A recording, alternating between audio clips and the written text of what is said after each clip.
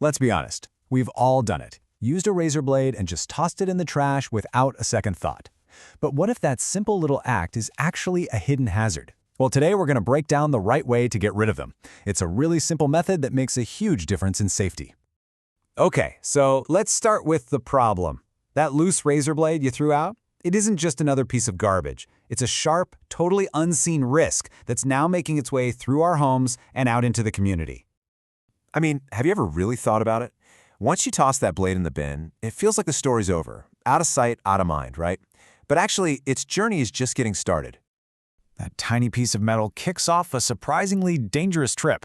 And you know what the very first obstacle it runs into is? Your own trash bag.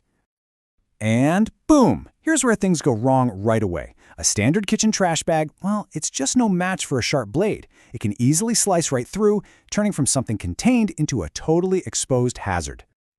So who's actually at risk here? Well, it could be anyone. A family member taking out the trash, a curious pet sniffing around, or, of course, the sanitation workers who have to handle thousands of these bags every single day. And that's exactly why doing this right is so critical. But don't worry, because there is an incredibly simple and really effective solution.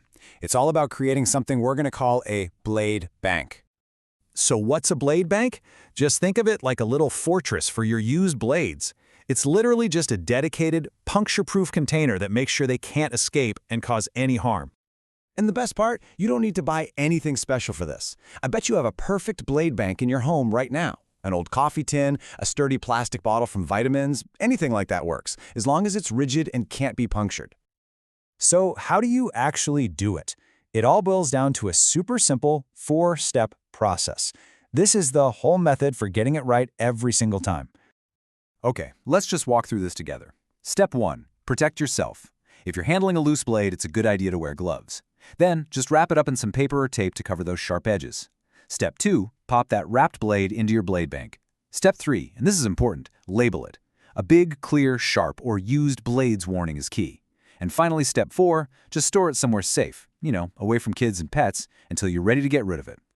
And to make this even clearer, let's quickly run through some essential do's and don'ts. These are kind of the golden rules to really lock this whole process in your mind. It's really this simple. Do use a rigid container, not a flimsy bag. Do wrap every single blade. Don't just chuck them in there loose. And this last one is so important. Never put the container in the recycling bin. Once it has blades in it, the whole thing has to be treated as trash.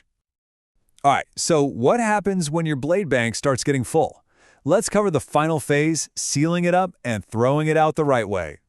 So here's a key rule of thumb. Stop when the container is about 3/4 full. Why? Because that leaves enough room to seal it up really securely without any blades getting pressed out. The moment you hit that 3/4 mark, it is time to lock it down. Use some strong tape, like duct tape or packing tape, and seal that lid completely shut. The whole point is to make sure nothing can accidentally pop it open. And for the final step, you just take that entire securely sealed blade bank and place it right into your regular household trash bin. Not the recycling, just the trash. And that's it. Its hazardous journey is now over, all safely contained. And that's what this is really all about. Following these simple steps isn't just about being neat. It's a real act of responsibility to protect yourself, your family, and the hardworking people who handle our trash every day. This little habit of using a blade bank is such a perfect example of how a small change can have a really big impact on safety. It kind of leaves us with a final thought, doesn't it? What other simple, easy actions can we take every day to create a safer home for ourselves and for everyone in our community? It's definitely something to think about.